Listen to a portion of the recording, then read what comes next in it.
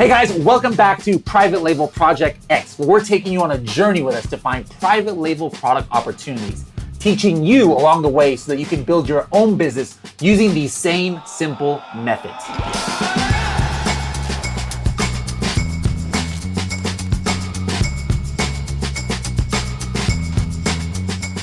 Now, in the last episode, we went through a lot of things. We first talked about, well, what are things that signify opportunity when searching for products? What are things that signify opportunity when searching for keywords? Where to search for these opportunities of products and keywords? We went through that whole process and we actually found 5 products and keywords that we're going to be going over today. So if you have not watched last episode, make sure to go back, pause this, go back and watch that episode so that you can be caught up with what we're about to do today.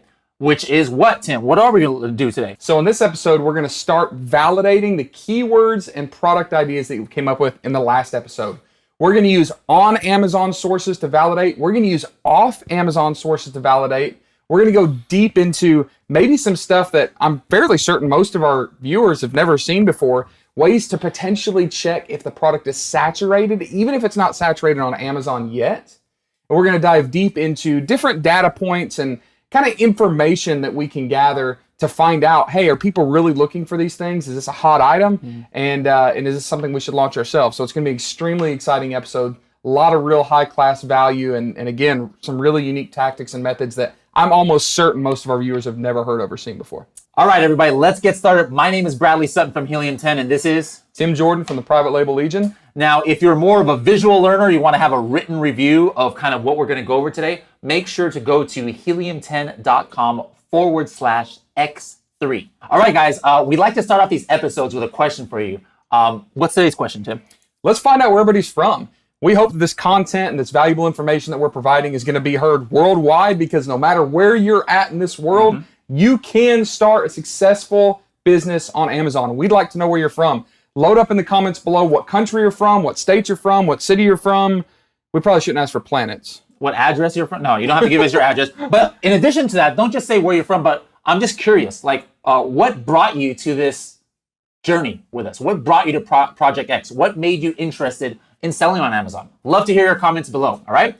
Let's go ahead and get started. Now, let's start validating those products we found in the last episode. Now, the first product that we had found, I believe we were using the product research method. We had come upon some seeds like baby shower party favors that were flower seeds. Yes. All right. So let's go ahead and pull that up here.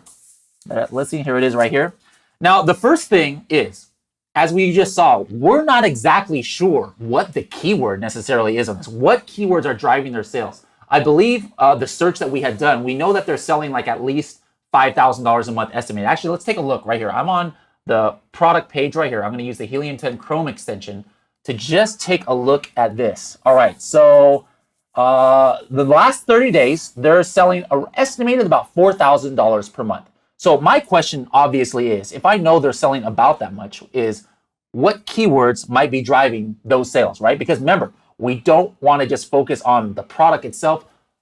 How do people find products? They find it from the keywords. The keywords, all right? So what keywords are people using to find this product? Because if we're going to come out with something similar to this, guess what? Those same keywords have got to drive people to our listing as well. So what tool do you think I'm going to use for this, Tim? Cerebro. Cerebro is a reverse ASIN lookup tool. That might seem like complete gibberish to many of you.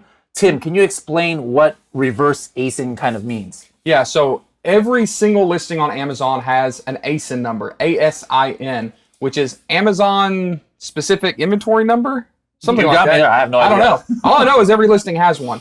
So every single listing indexes, that's the term we use, indexes for a specific keyword, which means Amazon matches this product or this listing with a specific keyword. So it indexes for that keyword. Okay, so basically what's going to happen here, Cerebro is going to pull out all of the keywords that Helium 10 has detected this product is showing up in the search results in the top 300 positions. It's also giving a lot of other keyword information, but we're not going to talk about those yet. Those are going to be for later episodes. So right now, what I want to focus on is the organic keywords.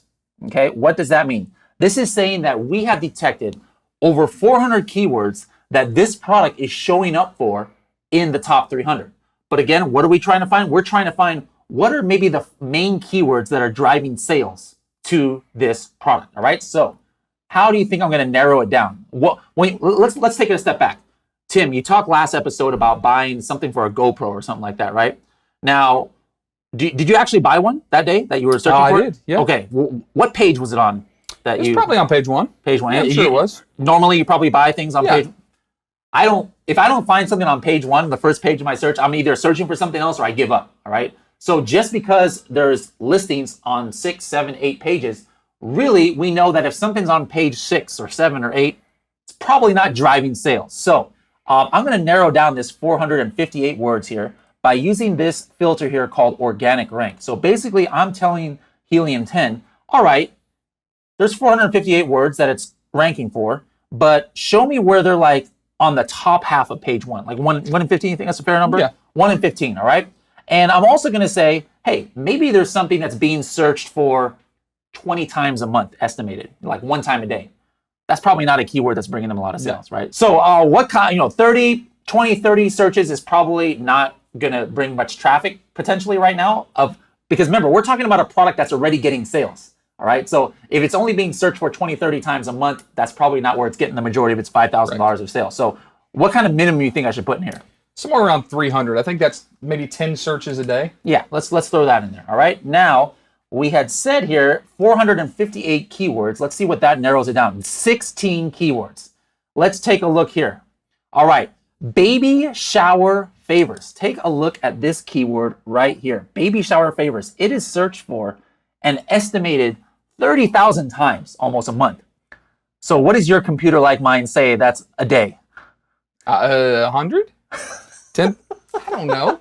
1,000 times a day this is being searched for. Right. Okay. Let's go now. Organic rank. This is saying that the last time that Helium 10 checked, it is page 1, position 1 for that keyword. All right. This is sometime in the last few weeks. We detected it right there. So right off the bat, I know that they're probably getting the majority of their sales from this keyword. So just because this is the most searched keyword for this listing, it still doesn't mean much to us. Doesn't mean that this is a great opportunity or not. So what is the next step? Let's take it back to Amazon and take a look at some of the competition there. All right. So let's go ahead and search for this baby shower favors. I'll pull this up right now. And while he's pulling it up, let me explain. This is a great example of it doesn't matter what the product is.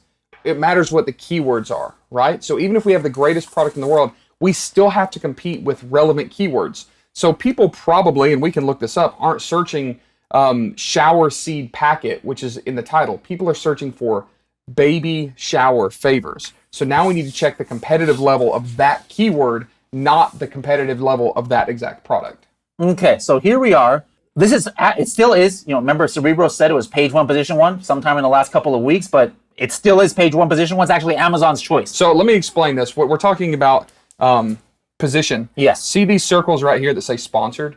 That means that someone's running a pay-per-click ad on this keyword. So someone is intentionally telling Amazon, hey, when someone searches baby shower favors, show my listings. So right here, that sponsor tells us that they are paying for that placement. And if we clicked on that, then that seller would be charged for it. So this is position 1 organically, okay? Organically. That's another word. Sometimes we have a lot of terminology that we just take for granted, but we want to make sure that you guys understand it. And remember, if there's anything that you don't understand, don't forget to put that in the comments below. Hit us up on Facebook. We're doing the AMA on Friday. You can ask us these questions now, but we'll hopefully try and explain everything so you guys can understand it. All right. So this is page 1, position 1, meaning that that's the first listing that comes up in the search. All right. So yes, obviously they're probably getting some sales from this keyword, especially because they've got that Amazon's choice badge. But let's just browse what else is going on here. Because remember, when we're talking about competition, we're not competing with just one product. We're competing with anybody who is coming up here in these search results. So let's look at some of these others that come up. And the first thing that I'm noticing here is I'm seeing all kinds of different products. Like what do we have here, Tim? We've got, I don't know, this bottle opener. We've got more rubber duckies. We've got candy. Hold on. We've got speaking about vocabulary here. What the heck is a party favor, anyways? A baby shower party favor. I guess that's what you give out as gifts at a baby shower. Okay, you know what? That makes sense then. Okay. Okay, so now all of a sudden that makes more sense, but still that's kind of strange that seeds is the number one. Like who thinks to give seeds out at a baby shower? But anyways, some of these make sense. Succulents, okay, kind of makes sense, I guess. Plants. Baby bottle opener. There's a bunch of those just on this initial page. I see a lot of baby bottles. I see a lot of bottle openers and wine glasses. I think there's a theme for baby showers there. Did baby poopy? There we go. And there you go. So long story short, what we're looking at is, even though this is position 1, I'm not 100% sure that there's a lot of room left as far as relevancy to compete if we were to sell that same product too. You know, it is the only product on page 1 that has anything to do with seeds. So my suspicion is there's not a lot of people looking for that specific product, meaning there might not be much demand for that product, even though they happen to have ranked high for this keyword. And they could have done a lot of things to make that happen. They could have had huge giveaways. They could have had huge PPC spend to get to that spot. So even though it looked really good, I'm feeling a little less confident, but I know there's still some more things that we can do. You know what I'm going to do? I'm going to take a page out of your book. You talked last episode about Pinterest and Etsy being kind of ahead of the game, right? So let's go to Pinterest and let's see what's the keyword here? Baby shower party favors. And we're just going to see if other people are associating the flower seeds with baby shower party favors. That's all we're doing. Is this isn't data. This isn't like something you can put in a spreadsheet. We're using just intuition and looking at the screen right now and trying to figure out what people are telling Pinterest they're associating so that we can make kind of a good comparison. I'm seeing a lot of the same items. The succulent plants are everywhere, right? So a lot of these on Pinterest are succulent bags. Plants. We've got more beer. Why are people putting beer in baby showers? Beer and wine theme. A lot of the same stuff that we said on the first page. I see. And I'm scrolling down. I see more of the candy.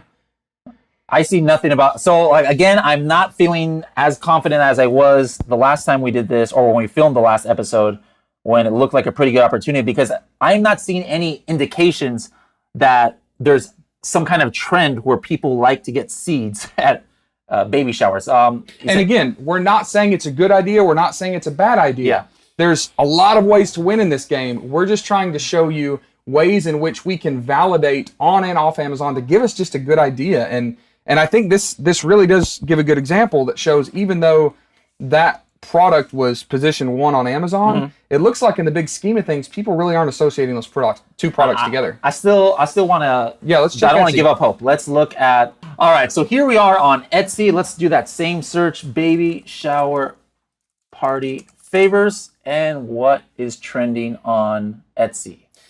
Because think Etsy and Pinterest, they want to show the most relevant items just like Amazon does. So it's really simple. We don't have to overthink this. We type in the exact same keyword phrase on Etsy, and Etsy literally shows us what it believes to be the most popular, relevant, or sales-worthy items. So we're looking at this again. We're seeing succulent plants. We're seeing a few different things here. We're seeing a few more handcrafted things. And I would have guessed that like flower seeds would have been more likely to pop up on Etsy than Pinterest. Yeah. But I'm not seeing it on either. I'm not seeing it here either.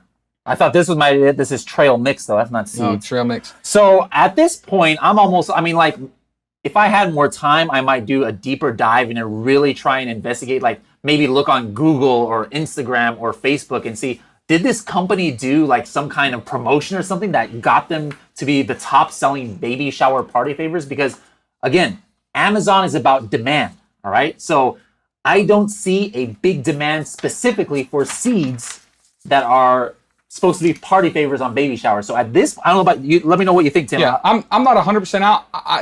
This is kind of a conundrum because we have basically a lot of potential sales, at least really high search placement for this product with a pretty basic listing. But the other evidence that we're looking at isn't real promising. So I'd still say it's like 50-50. I would say let's kind of park this and let's go and check the other keywords and then see if any of those pop out as a little more promising. But this one I'm kind of iffy on right now. We're on the same page. Let's look at the second one, which was egg cartons. This is the one that you said you had sold a while back. I was like, just at first glance, it seems like it could still be opportunity. And you're like saying no. So let's run X-ray on this whole first page. Let's see what kind of estimated sales numbers that a lot of these listings are doing. Now we notice first of all that the search volume is about 12,000 per month. Okay, so that's pretty decent. For egg cartons. Some demand for egg cartons. Now, one of the things, let me just scroll over here. Let me just tell you my process, Tim. I don't know if it's the same as yours or different, but the things that I like to look at is the sales and the review count, especially. Those are the first two things I look at. What I don't want to see here is like a bunch of people just dominating, or everybody is selling like 1,000 units a month or 10,000 units a month, because to try and match that kind of sales velocity with a new product, is that easy to do on Amazon? It's not easy to do. Not easy to do. The other thing I don't like to see, and now this is why I thought personally that this could be an opportunity here, is review count. Look at the number 1 and 2 guys, 12 and 36. The most reviews here in the top 10 is this guy with 181. But let me know your point of view. Remember what we said. These are not the actual top 2. Why? Because these are sponsored ads. See that? So don't get confused here. These are the top 10. Now, I'll say one thing. The reviews are all really good. Look at these reviews. 4.5, 5-star reviews. So it's a little bit harder to improve upon that. But I can tell you right now, I can take a little bit of a shortcut on this and tell you that the biggest problem with this product is the price. The average price. So the average price, and if go ahead and hit this. Let me look here. Hit this X out of here. Which kind were you selling before? So we were selling like this in a 25 pack. Okay. Yep. So we were essentially selling this product right here. Okay. And for us to be profitable enough to make it worth our time, we were having to sell well over $30. So the reason that we got out of this product actually is because the prices started to tank. Let's go into that. Let's see. Let's use another Helium 10 tool here, the profitability calculator. I'm going to pull this up under calculate fees, and it comes up right over here. And let's go through this. What basically profitability calculator does, I don't think you've used this before, so this is probably, I'm teaching Tim how to use this at the same time. It pulls in all of the information from the listing. So we've got the dimensions, the weight, the size tier, what the price is, and what we have to enter in here is the manufacturing cost. So do you remember what your cost was on this? I don't remember exactly, but it was somewhere around $7. $7. By the time we bought it, packaged it, everything. Okay. And if we leave this freight cost estimate here, that's kind of standard. Yep, we look down here, look at the unit margins on this. 7% profit. Now, is that something, hey, profit, right? But is that something that's really worth? No. Okay. One, because there's so many products out there that are so much easier to sell with lower competition, higher margins. But also, you're not in this number, they're not considering pay-per-click costs. And you've got to run PPC ads to start getting on that page 1. So you might be able to move a lot of products. You might be able to have a lot of sales revenue. But to compete on page 1 here, your price is going to have to be so low that you're not going to make any money. It's not going to happen. All right, I'm a little bit depressed here because our first product that we had wasn't that great. This is the second one, so I don't want to give up just yet. Let me just, again, I'm going to go on keyword searching here. I'm just looking at some titles here for something else that might jump out. I see a couple egg holder right here. Let me just look up there. You gonna bear with me for a little bit? So Go for it. I don't look too bad. All right, egg holder. Okay, again, with the low prices. I mean, this is almost worse than that one. Look at this, $13, $6. How in the world are they making any money at that? There's no way they're making money doing that. That's an interesting keyword, skelter.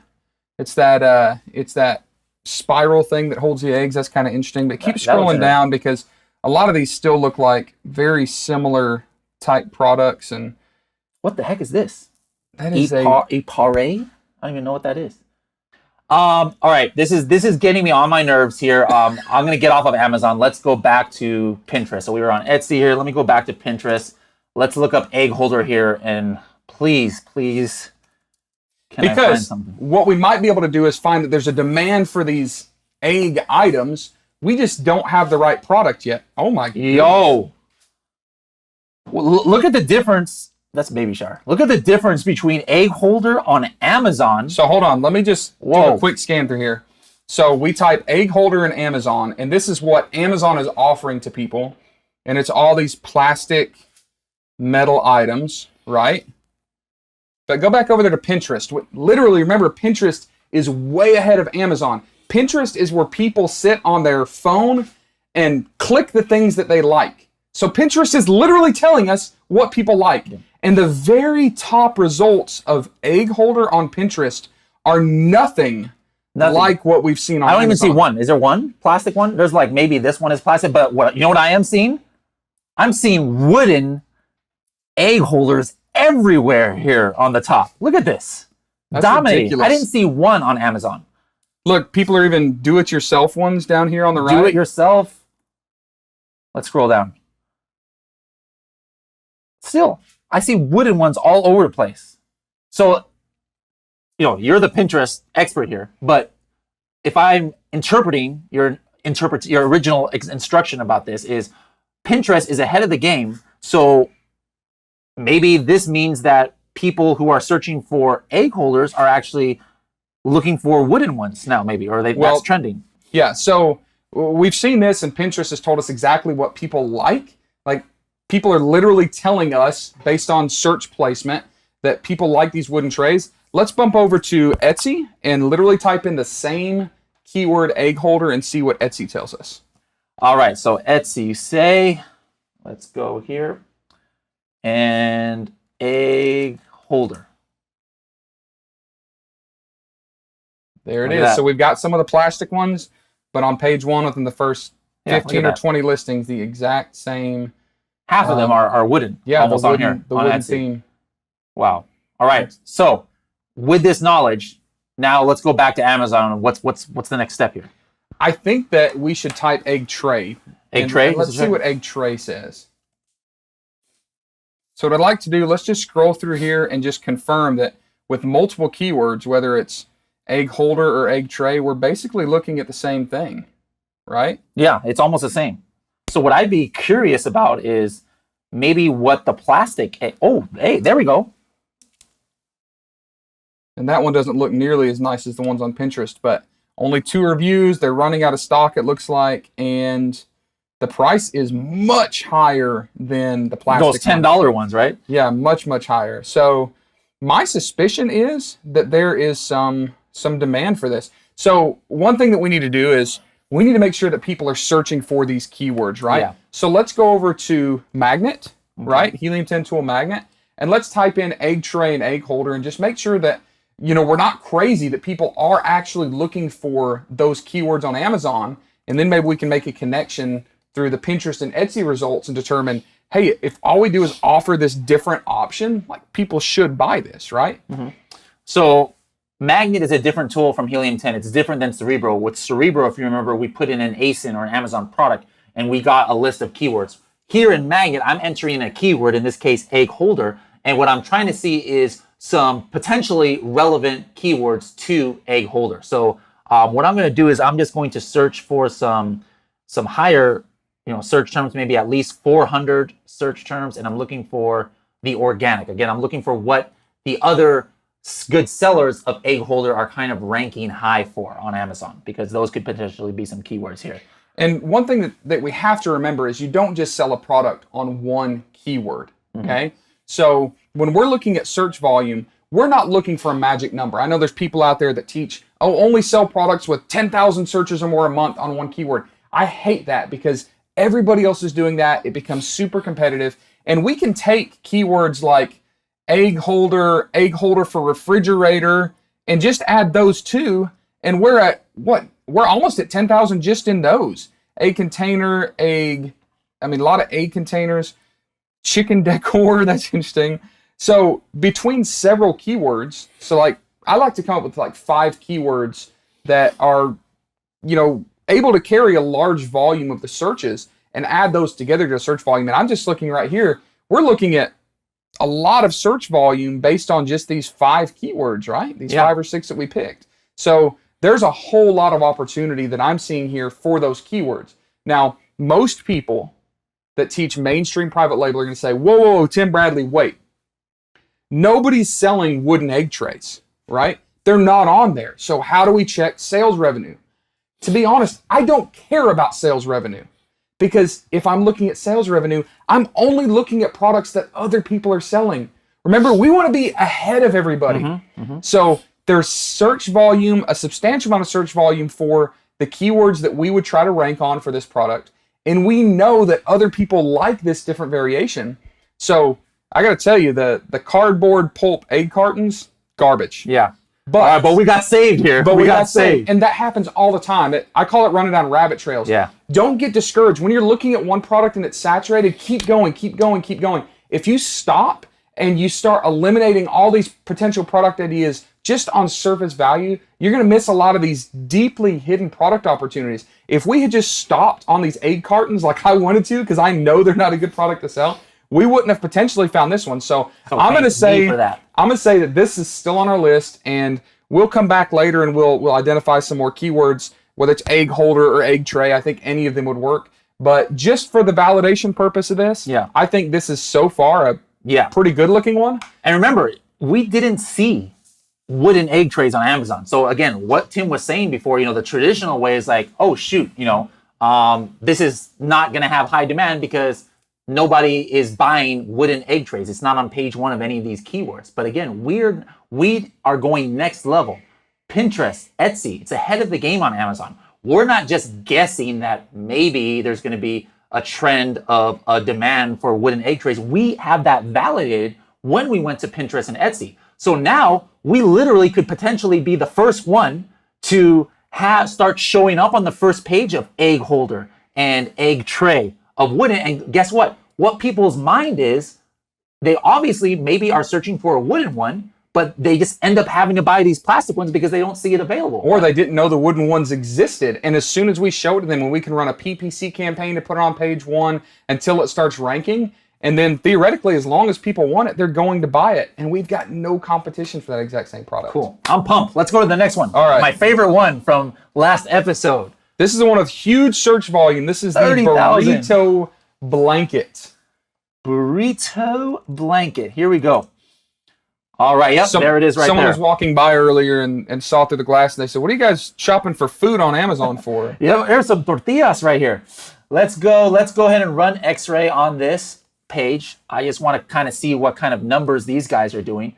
Again, the end of all things is not the sales that people are doing, but it can give you an idea of what's going on in the market. If there's a lot of low sales numbers here, that does not mean that it's a guaranteed no-go, right? But at the same time, if there's tons of amazing sales here, don't think that that's an indication of guaranteed success either, all right? But it's still good to know what's going on here. Holy cow.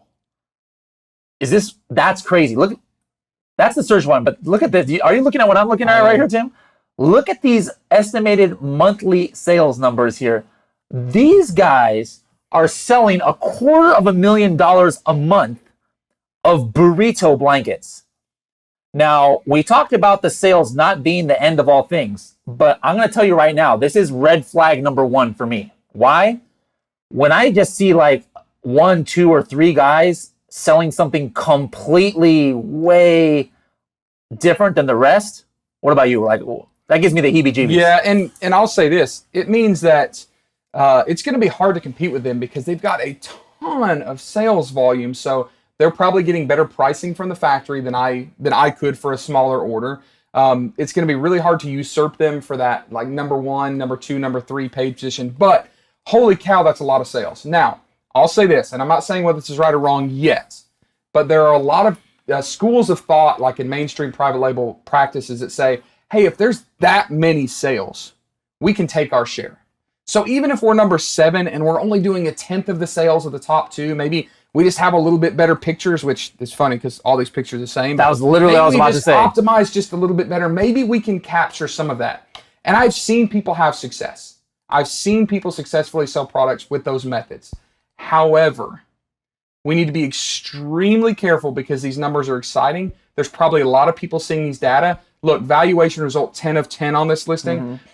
I suspect that this will soon blow up into an extremely competitive product really fast. And the only way that people will win in that scenario is by driving the price down to stay relevant. So yeah, I'm just looking back and forth in these listings and I could be paranoid, but it almost seems like these are different sellers here, but it might be different. What's the price here? $5. That's odd. Oh my goodness, $5 and free shipping. That's red flag number 2. $5 and free shipping. There is something strange going on here. All right, you know what? I don't understand why the pictures are all the same. Let me look at Alibaba. That's another thing that people do for research. Not just, a lot of people go to Alibaba. It's a Chinese website where you can order things. That's a great idea. Who'd you hear that idea from? I don't know. Some guy with a beard, maybe. So let me explain what we're doing right now. Remember that I won't say all, but most of the people that we're competing with for private label products are sourcing and launching generally through the same methods. And one of those methods for sourcing is to go to Alibaba. So if you reverse this process that we're doing, right? Mm-hmm. Like we're tracking search volume with low competition to see what we should sell. Yeah. Well, I promise you that Alibaba sellers, which are mostly in China, are doing the exact same thing. So they're tracking search volume. And guess where their search volume is coming from?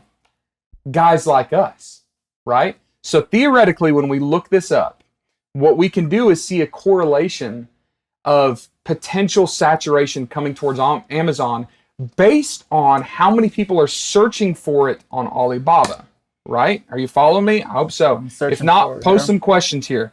But let's just check this out. The exact same keyword. All right. This, for me, is red flag number 2. I am seeing tons and tons of burrito blankets right here from all kinds of different factories. Like, look at this. I'm scrolling. I still have not found the end of burrito blankets. There's a pizza blanket. It's still going. So what this means is the manufacturers of these blankets see an enormous demand.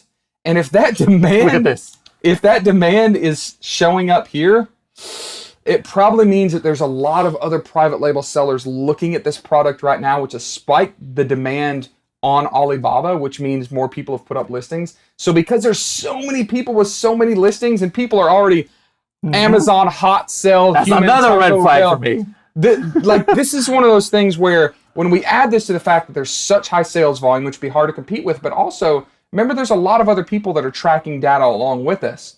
And those high sales numbers are exciting. So between that and this, I'm starting to think that there's,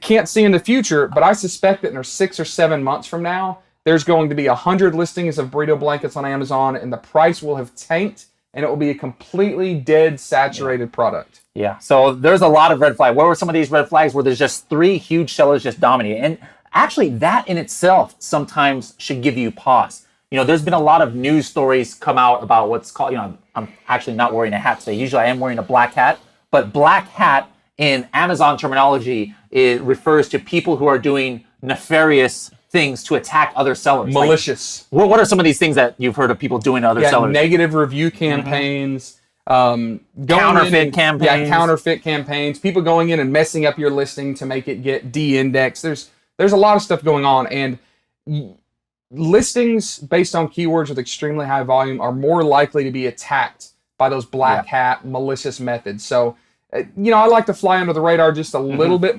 less. So this is a little bit scary to me. Now, I wouldn't say this is a complete no, but let's keep it on the list. Yeah. And we've seen a lot of information here. So far, the egg holder is my, that one's like hey, this definitely merits, further review, but burrito blanket and the seeds are kind of the so far. So to recap, what were some of those red flags? The red flag number 1 for me was when I pulled up X-Ray, I saw estimated sales where there's 3 sellers just completely crushing it with $250,000 and everybody else was way low. That just seems a little bit fishy to me. Number 2, they all seem to have the same images possibly and really similar listing structure. So it could be the same seller who's maybe has multiple seller accounts. And in that case, that could be somebody who is willing to attack other people who are trying to take his position. Now, what was the red flags here on Alibaba for you? So Alibaba, this is showing me that manufacturers and factories that are making this product know that there's a giant surge of demand,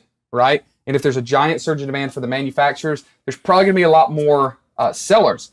The 4th red flag that I saw was some of those crazy low prices. One of those top sellers was selling it for $5 and free shipping. I know there's no way they're making money, which means people are being very, very aggressive in trying to locate themselves in search positions, and that scares me quite a bit, I'd say. So I wouldn't say this is definitely a no.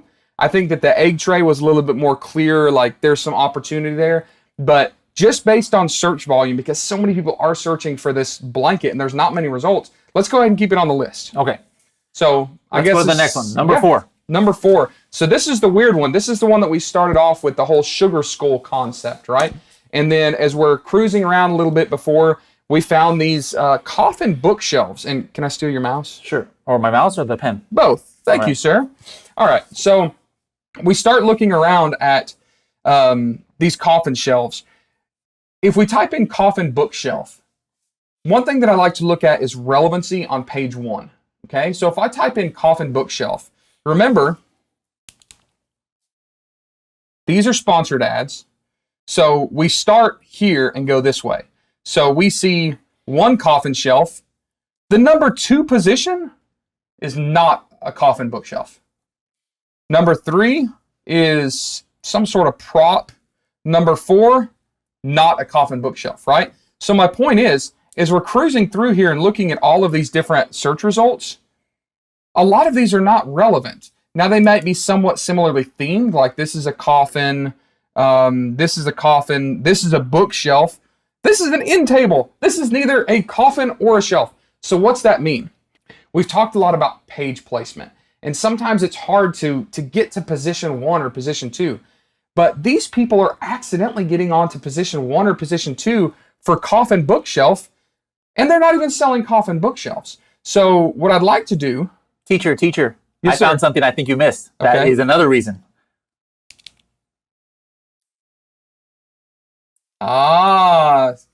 Sold by merchant. So let me explain that. There's multiple ways in which you can sell on Amazon. The way that we like most is FBA, which stands for Fulfilled by Amazon. And what that means is we own the inventory, but we send it to Amazon and they distribute it throughout their warehouses, and then they ship it for us. It's amazing. There's very, very few scenarios where FBA is not better.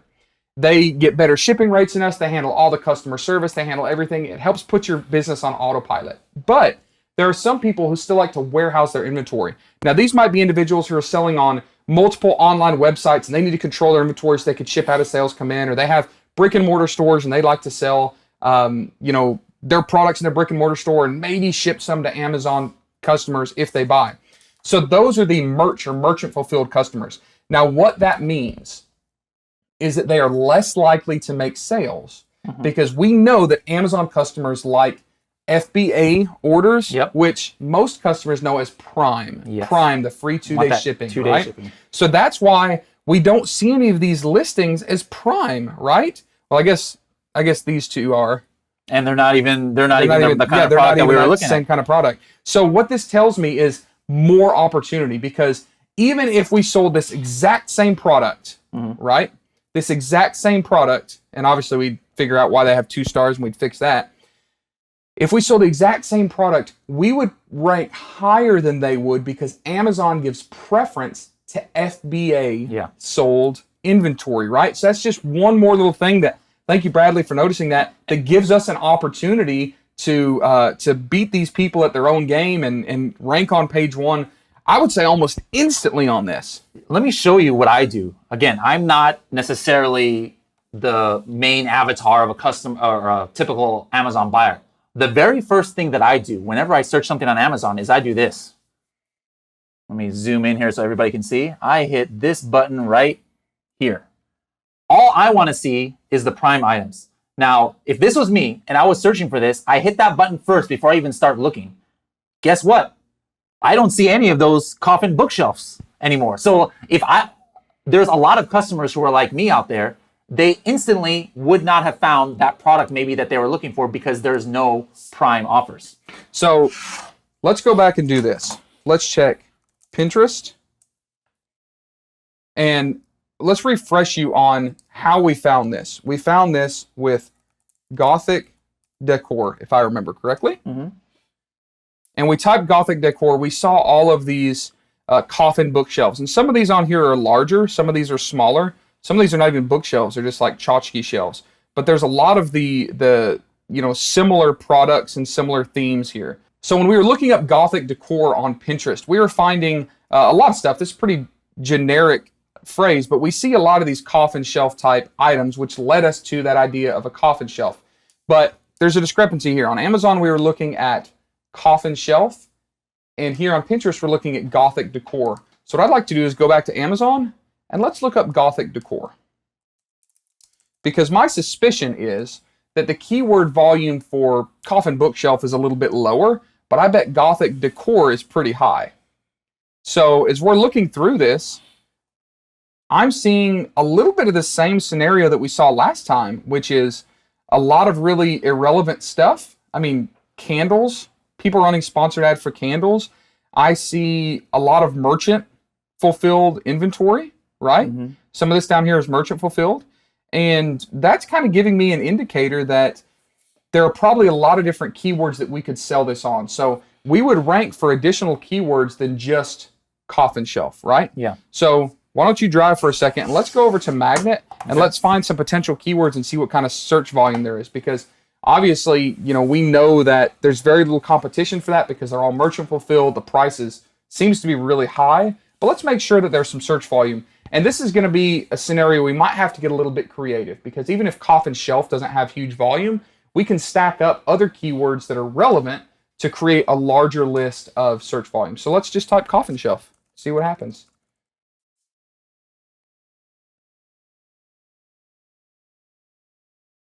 So as a reminder, what happens when we're searching for a coffin shelf is it's going out there, checking some top selling coffin shelves and seeing what other keywords are those products using in their listings and actually maybe getting some performance from. So we got 102 organic words only. So what's our next step? Search volume. Search volume, first of all, yeah. 1371. Now, let me say this.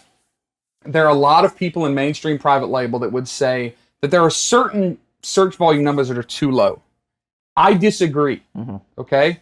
Right now, as we're continuing to launch products through my own business, we are frequently having more success in the lower search volume with literally no competition because our price margins go up and it's easier to launch. We can start with lower volume. We don't have to have these extravagant giveaway and PPC campaigns. We can just do it over and over and over again with very minimal risk and almost no competition like we showed you on this coffin shelf. So, coffin shelf estimated search volume 1371. Does that seem like a lot?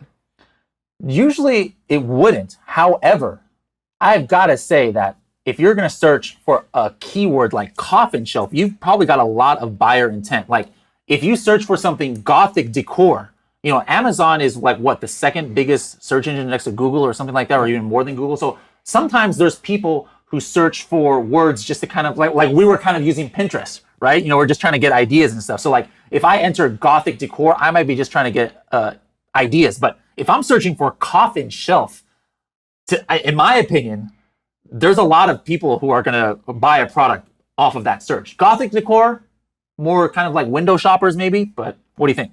Yeah, I know that there are thousands and thousands, probably tens of thousands of people that would love to get into the Amazon game. And they're timid, they're scared, they see so much competition, they see so much investment. Guys, this is step one. Step one is finding a product like this that has low enough volume that there's not a bunch of other people noticing that. Until you've seen this item on this Project X case study, there's probably very few people that knew this product existed. Now there's a lot, but if I could dominate page one for coffin shelf by getting top placement, by having an FBA listing, and by doing a better job than those other sellers and getting the price down where it needs to be, even if we were a little less than them at $30, I suspect my profit margin would be extremely high. And if there's 1,371 searches a month, and we only got 300 or 400 sales, guys, that's a success. Don't let anybody tell you there's a certain number of sales that you have to succeed. That right there is probably a few $1,000s a month in your pocket for a product that most people would say is not a good one. There's no competition. It should be easy to source. And I bet there's more keywords that we can stack on this to increase it from 1,300. So let's go in here in the search volume and adjust that. And let's find any other keywords with more than, let's say, let's keep it low, 750. Okay. Let's do 750. That's actually decent number right there. I mean, that's like more than 20 people a day. No, 30 times. Yeah, more than 20 people a day. So we have to go down here and start looking at Gothic related stuff. And remember, this is a little bit abstract. Horror decor. I like that word. Horror decor. So say that 10 times fast. So there's Gothic 1,000 decor, searches. Gothic decor, Gothic home decor. There's that coffin shelf again. Gothic furniture. Caskets and coffins. Interesting. So if we just added up those few, and we don't have time to go deep into it on this episode, but I suspect that most of those keywords are very undersaturated. I suspect that we could rank our coffin shelf product on page 1 for all of those keywords pretty quickly. And now we're getting close to that 5, 6, 7,000 searches a month territory with extremely little competition, and probably in a manner that most of our competitors would never recognize or never realize, which would give us an extremely good opportunity. All right, so we know that with this weird looking purple coffin shelf that we have some search volume for coffin shelf, but I'd like to know if people are looking for the big ones or the small ones, like maybe if people are actually looking for this, and we've looked at this little purple one.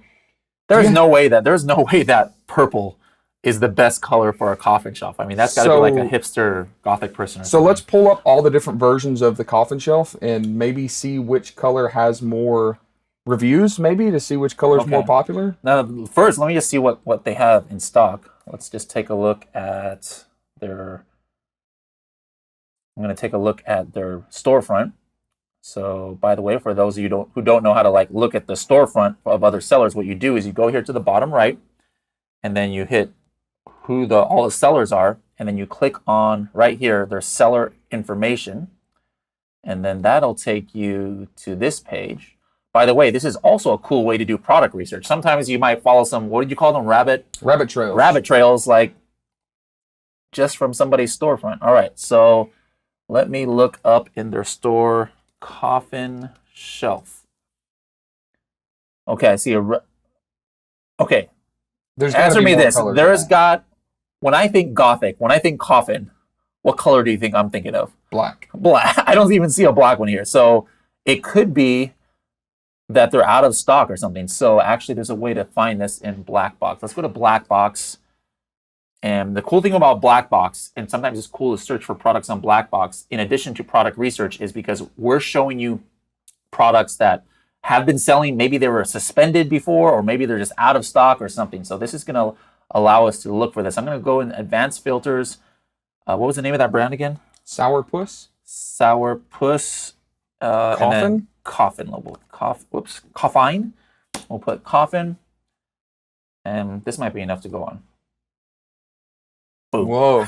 Look at that. There's two black ones here. Two variations that are not listed on Amazon right now, presumably because they're out of stock. Yeah, you can see right here. Look at that. 0 sellers. So 0 sellers. And these colors, scroll down a little bit, it looks like, it's also probably safe to say, looking at the review count, see the black ones have, 10 and 17 reviews, where it looks like the purple one has a lot less. It looks like it only has 4. And that makes sense. Like, I don't know who's buying a purple coffin. So I suspect that there's a way that we can figure out maybe when they ran out of stock and see what their... Well, let's just take a look at their BSR history. Or actually, we can go to the page. What do you want to do? We can go to the page. We can check right here in Black Box. Let's go straight to the page. Let's go to the page. All right. So, yep, as we can see, currently unavailable right here. People like that one. Wow, 10 5-star reviews. That listing is still really, really weak. And let's go here to, what do you say, last 90 days? Let's stretch it out to... So let me explain what BSR is. BSR is basically the sales rank of a product. And the lower the number is, the better the sales rank is. So the number 1 product, very low number 1 product on Amazon, theoretically is the number 1 selling product on Amazon. Now, Amazon, of course, doesn't give us actual sales numbers, how many units they sold, but we use the BSR, the sales rank, as an indicator of what we can assume their sales revenue is based on the category that they're placed in. But what all this means is, let's go ahead and stretch this out to 90 days. Oh, whoa. Look at that. All right, so what we're looking at here, let me explain this. As we scroll through and we look at the immediate BSR, right? The immediate BSR, let me check this. All right, so as we're scrolling through, we look at the immediate BSR. There's 2 lines here. One, this is the price, which means they leave the price here plus shipping. if we look at the BSR is pretty high, over 1 million. But what happens right here? Right here, the sales rank drops. This is probably where they sent more inventory in, or they made more inventory available. It looks like for just a couple days here, they sold enough to really drop their ranking, and then it starts creeping up. To me, that's like they're out of stock. Like maybe all throughout this time, wait, let me grab that pen there. Like to me, like 1 million BSR, it's like you're not selling anything. So for all of this time, it's like they had no stock. And right here, maybe they sent, 30 units in. It sold out in what, like 3 days? It sold out, and that's why the BSR climbed back up. So let's stretch this time back out to 1 year and see what happens. Whoa. Wow. So it looks like they had some stock here. Yeah. Ran out of stock. Their BSR started climbing again. Boom, they've got stock. It looks like very consistent sales through here. Yep. And they started running out of stock again. And this is what you just saw in the 30 days. Boom, they ran out of stock. So what's really cool about this is people probably aren't tracking this as a potential product. Our potential competitors probably don't even realize that there's a good opportunity here because the sales revenue is poor because it looks like of the past 12 months, they've only had stock for several months worth. I mean, they keep running out of stock. So what's that mean? It means that the one person that's selling this product that we know has search volume, that has 5-star reviews, never has any inventory in stock. Yeah. Which is awesome because it means the one competitor that we would have right now isn't doing anything correctly. We could rank easily. We'll have FBA inventory. We'll make a better listing. We'll be placed instantly for very high search results for Coffin Shelf. And our competitors really aren't going to be much of competition. And this is why, slap people in the face who tell you, hey, everybody is searching for the same thing, so there's no point to use tools to do product research because we're all going to come across the same products or anybody can find these things. First of all, we just showed you, if somebody was just using Amazon, right, to search, they would never have even found this product because it's been out of stock for, it looks like, a month or something, right? Number two, if they were using, tools, they might have found the purple one or something, and then they'd be like, this doesn't look good. Like, how would they even found this product? So, guys, there are products out there that are available that I guarantee you, 99.9% of sellers would never have found this, but this guy is the 0.1% out there. So, there's another thing that I want to look at, and we know we have consistent search volume, estimated through Helium 10, which was over 1,000 searches a month for this very exact product. But there are other ways that we can look at potential trending products, and that's through Trendster. So what we're going to do here is we're going to go back down. We're going to grab this ASIN, which is the Amazon inventory number, right? We're going to copy this. We know that we're looking at coffin box as the keywords. We're going to go back into coffin shelf, back into black box, and we're going to go to Trendster. And this is a pretty cool tool that gives us some information about whether it's trending up or down. So generally, not on Amazon, but just like it's tying into Google Trends. This is really cool because this actually goes off of Amazon. And here, if you would type in coffin shelf, and let's find out. Let's take a look. Whoa, I like it. That's awesome. So as you can see, this is a plugin directly from Google Trends. So our term coffin shelf, and even giving it the extra data of the specific ASIN or listing that we're looking at that's completely out of stock, you can see that this is trending up. So even Google, we're not talking about just Amazon, we're not talking about just Helium 10 tools. Google is telling us that there is an upward trend right now for this term coffin shelf. So that's a lot of information that we can use, not necessarily just data points that we plug into a spreadsheet, but just a lot of different pieces of information that we've shown you that, to me, is kind of leading towards the realization that this is probably a pretty decent product opportunity. I agree. So let's jump over to Alibaba, just like we did in that last product, and let's find out, hey, is there a lot of demand for this? Like, are we kind of behind the 8 ball right now? And let's see if people are selling these things. So let's type in coffin shelf. Because remember, we're looking at Alibaba to determine what search volume is going to Alibaba. The number one listing is a tree-shaped woodcut.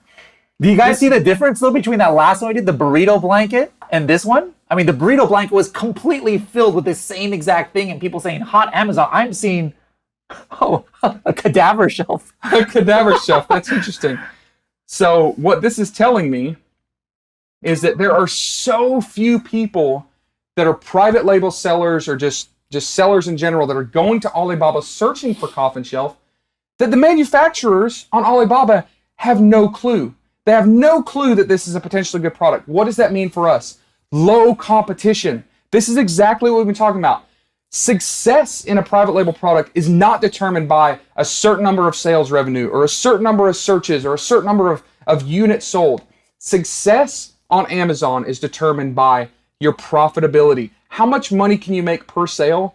And how many times can you do that over and over and over again by launching these simple items that are not competitive? This is it. This is the definition, in my opinion, of what I get extremely excited about, because we'll do a little more research, but for all intents and purposes, I can definitively say there is search demand for this product and the competition based on our Alibaba search results and the fact that the page one results are just garbage.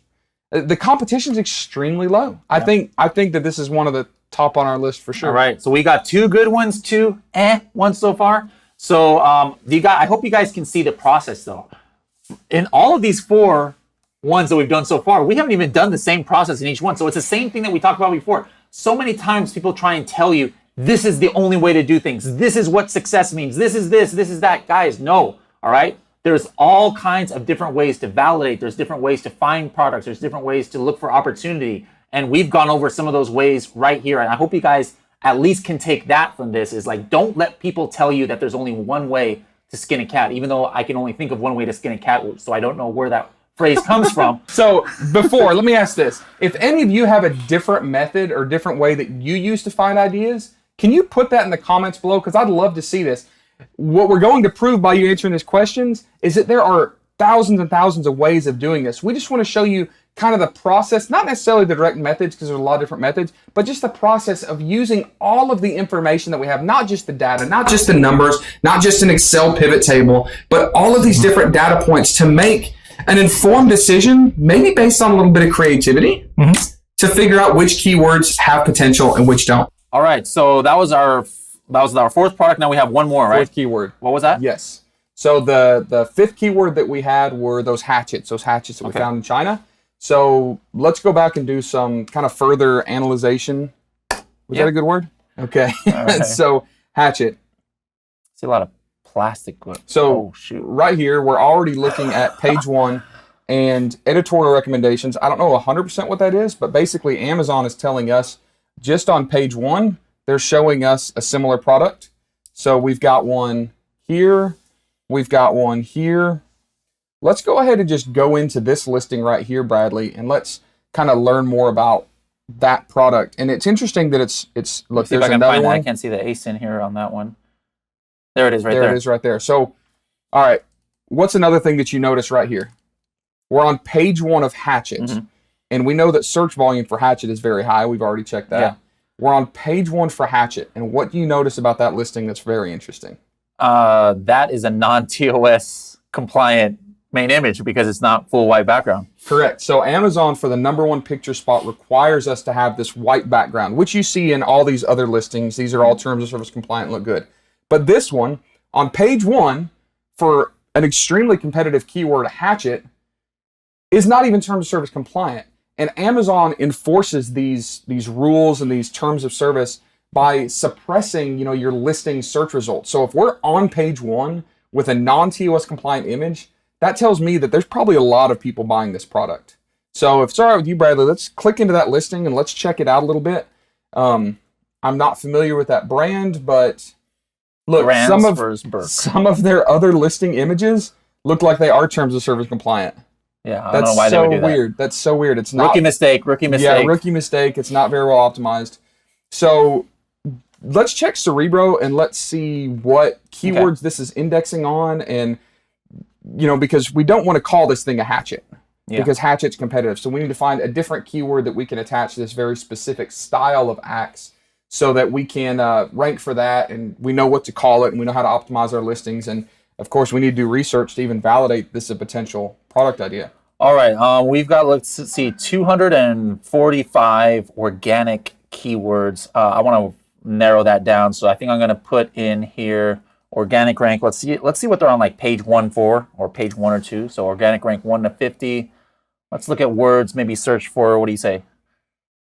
You're like 400. 400? All right, 400. And again, we're using some different numbers for this criteria on different products because we want to show you there's a lot of different great products that you can sell that have lower search volume with one keyword, but we can spread those out over many keywords. Yeah. We fly under the radar, it's less competitive, and there's still a lot of sales potential there. So a lot of people might try and tell you, oh, 400 search volume, that's nothing. That's like 10 searches a day. But just think about it. You know, I would love to be getting sales. Like maybe I can get 2 sales a week from keywords with low search volume. But if I'm ranking high for like 100 of those keywords, hey, I'm happy with that, as opposed to trying to get 50 sales just from one keyword. And then what something happens with my ranking on that keyword, all my sales, you know, are gone. So don't always try and filter out high search volume because it's not always the best thing. So let's take a look here. It narrowed it down from 245 down to 30. So let's just scan. I see a lot of the brand name here, the Grands first. Yeah, and Grands first. Remember, we have to be careful because people may be specifically looking for that brand. Mm-hmm. So we can eliminate this. This is kind of inconsequential data. But what we're looking for are keywords that are more generic. So let's just kind of scroll through here. We see things like small forest axe. I like that word. So small forest axe, that seems fairly ambiguous. There's another forest axe. We see camp axe. We see something that's not even an axe. We see longer tail keywords like camping axes and hatchets. But just in this screen, if we eliminate the brand names, which is the Holtz, the Marbles, the Husqvarna, the Fiskars, it looks like there's a lot of similarities with this forest axe. Yeah. So just based on a really quick initial scan, it looks like forest axe may be a potential keyword that people are associating with this very specific style. So Bradley, if you would, right here, click this little button, and that little button is going to take us directly to the search result page in Amazon for forest axe. Yo, look at these price points. $180, $160, $147, $75. And relevance is high. Remember, we talked about sales relevance. When someone is searching for something on Amazon, the buyer intent is high. We need to have a pretty exact match. And looking at this takes us back to that seed example. Remember when we went to, what was that we searched for? Something party favor, yeah, baby shower party favors. Yep. There's like one that had a seed. So like people who are searching for party favors, that shows that they're searching for a variety of things. But here, if somebody's searching for forest axe, it looks like it's one of these. Very exact match. So if we eliminate these two, which are sponsored ads, and we just start looking at the rest of these. Of course, here's our non-TOS compliant, the one that we follow this rabbit trail down as the #1 spot. But this looks the same, this looks the same, this looks the same, this looks the same, maybe a tiny bit longer handle. Let's scroll down here. Yeah, look at all these. Yeah, this all looks extremely relevant. These all look like essentially the same thing. So very, very interesting. To me, this is kind of leading us to the realization, or leading me to the realization at least, that forest axe may be an extremely good keyword to attach this type of product. Yeah. So there's different variations. We saw forest axe, we saw small forest axe. I suspect that there's 20 different ways that we can say forest axe and attach keyword search volume to it so that we can have our product show up on a lot of different pages. And remember, the price that we got in China was a few dollars. Look at these price points. This one's a little cheaper. Let's plug that in. Let's plug that. I'm just curious what kind of, which one should I put? I want to see what, this is the one that we were looking at, right? Correct. The Grand's first one. Let's go ahead and run the profitability calculator here. And this is probably going to be something insane. All right. So what should we put in as the price? Like $5, $4? Yeah, between packaging and everything, let's put $5. Now, I want to say this. We do not have a brand name. So we can't ask for that same price. But even if we came in as... Let's put a different price. What price do you think we could put here? Well, based on this screen, we could be pretty inexpensive and still very, very competitive with the lower cost ones for maybe $40. $40. So let's just plug in $40. Okay. So even at $40, our profit is $20 a piece on it. That's pretty even after good. All that. And if we came in at half of our competitor's price and change that to, let's change that to $80. $53 a unit profit. For a $5 item. You sell 5 a day.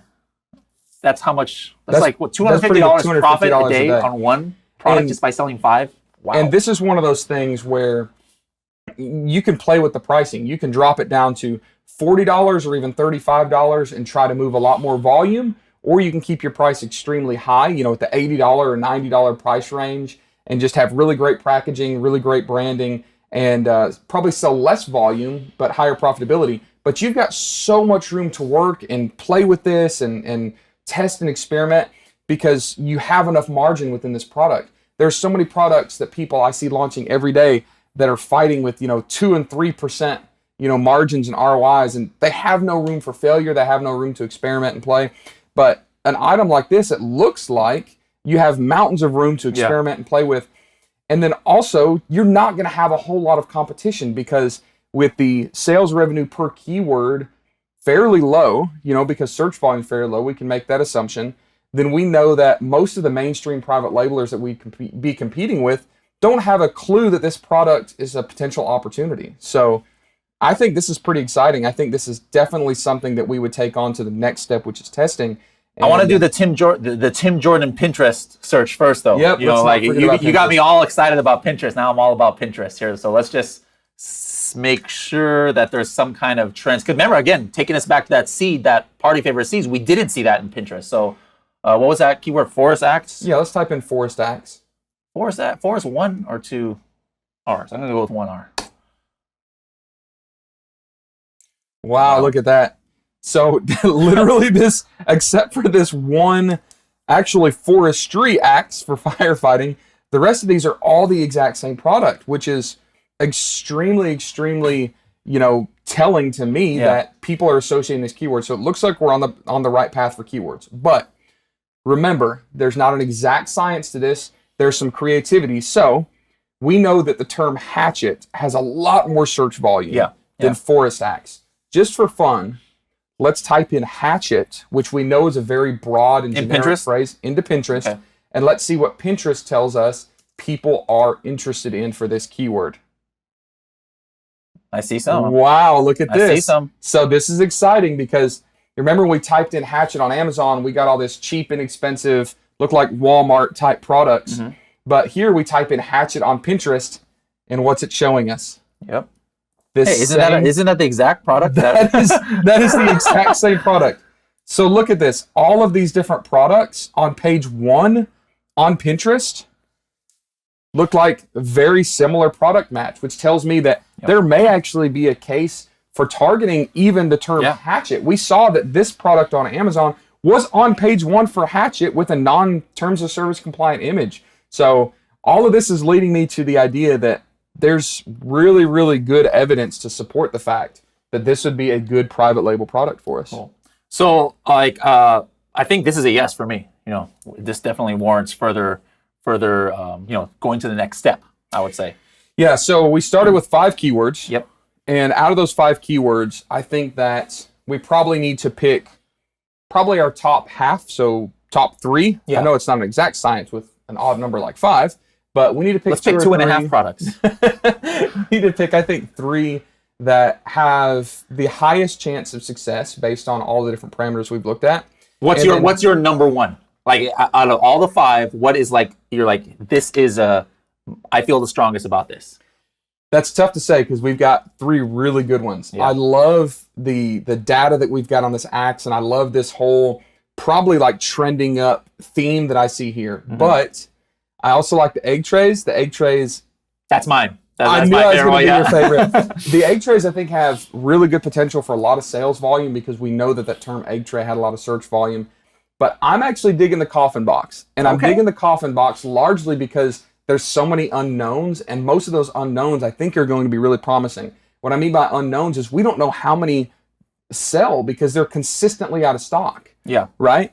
But I do think there's a lot of different keywords we can attach to it. So I'm really feeling the coffin box. Okay. You're feeling the tray. Now watch this one be the best one. Who knows? I definitely think we agree that the burrito blanket, especially based on the information we saw on Alibaba, probably behind the curve. Too many red flags. Too many red flags. And I'm not really feeling the flower seeds for the baby shower party favor. Party favor. I'm getting confused on the keywords.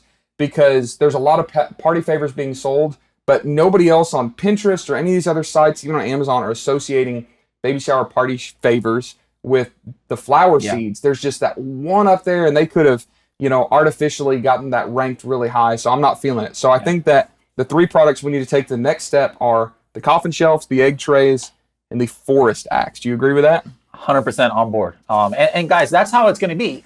This time we actually got 3 that were pretty confident with 5. You might be sitting there, spending 5-6 hours doing keyword research, going down these rabbit trails, right? And you might come up with 15. That's great, but don't expect that 14 of them are going to be great. That's the whole point of why you do multiple ones.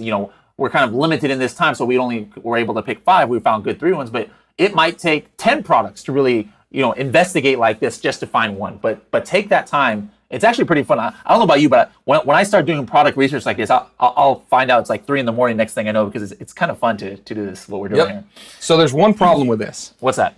We have a lot of hypotheticals. True. So one of those hypotheticals is search volume. We also know that a lot of this is based on just kind of creative thinking, and we don't know exactly what people are associating with keywords. There's a lot of variables here that might be a little bit scary to try to navigate because we're not 100% sure. So next episode, we're going to show you something that I've never seen talked about on a large public scale before, which is really, really awesome. And it's going to be important for you, the listeners, because it's one of the vital steps that we've designed and that we've kind of created to take these ideas and validate them even further and test them. Because we know one of the biggest struggles in private label is the unknown, and it's losing money, it's going big into products and buying a lot of quantity and launching them without knowing for sure if they're going to work. It's taking a lot of risk and a lot of gamble, and we've come up with a way that we've been using for a couple years now. Don't tell them what it is yet. Well, and this is something that you've never seen from Helium 10 that we have, suggested. I've taken different courses before. I've never seen this method, so I think that you guys are really going to find this amazing and kind of eye-opening, this method. So what else are we going to be going over in that next episode? We're going to figure out exactly how competitive a keyword is on Amazon. Okay. There's no other tools, there's no other methods, there's no other ways of doing this. We're going to make Amazon cough up that information to tell us exactly how competitive a keyword is. And when you know exact search volume, you know exactly how competitive this product is, or this keyword is on Amazon, then we can start to make really informed decisions based on good data, good information on which products we're going to invest our time, money, energy, and effort into. It's going to minimize that risk for you. And we're also going to get all this information through extremely simple methods. It's extremely inexpensive to get started. And it's much safer for you as the seller than just taking this information or taking, a magic keyword that a program spits out at you and tells you, is a definite winner, and then you potentially selling it and getting in a saturated zone and losing money. Yeah, so don't forget, guys, rewatch this video. If you like the written version, you want to just read it. Some of the points, maybe you can't understand Tim's accent or something. Well, you can see the textual version at helium10.com/X3. All right, thanks, Tim, for this time, and we'll see you guys on episode 4 of Project X.